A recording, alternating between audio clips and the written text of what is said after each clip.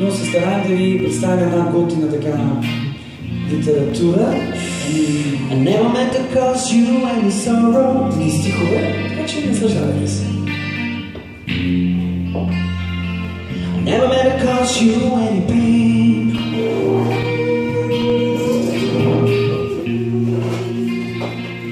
I only want to say I only wanted to one time see you laughing. Only want to see you laughing in the purple rain. Purple rain, purple rain.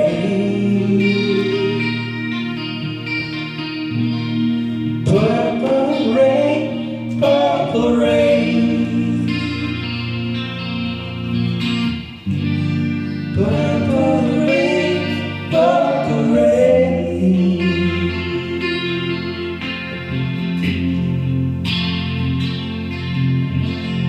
I only want to see you bathing in the purple rain. Never wanna be your weekend lover.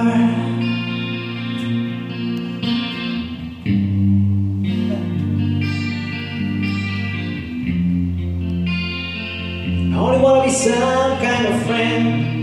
Yeah. Baby, I could never steal you from another.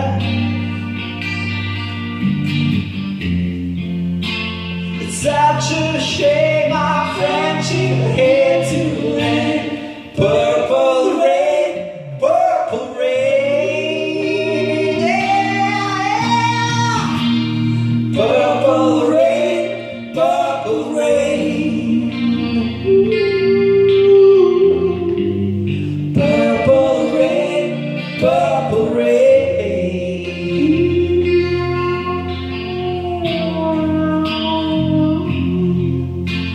I only want to see you underneath the purple rain. Тайно тяло. Моето тайно тяло е тайно тяло. Изгубва се. Живее под бързината на вълните речни и има един глас, който го връща през светлините. Изгубва се в световатежите моето тайно тяло. Живее по течението. Моето тайно тяло живее с водопадите. Невидими светове го завладяват през годините, а това не се убива. Навсякъде свободно тече. Моето тайно тяло. За миг се забавям с моето тяло. Напускайки го тайно, излизам от градината. Навън дълбокият зенит се извива в синкав дим. Провирайки се през зелените листа, вижда как всичко се ражда от една и съща светлина, преливаща през вековете, които издиша. Тъмен кон лежи над планините. Тъмен кон лежи над планините. Тъмен кон, темел тъмен, тъмна подземна вода, която бучи през вековете.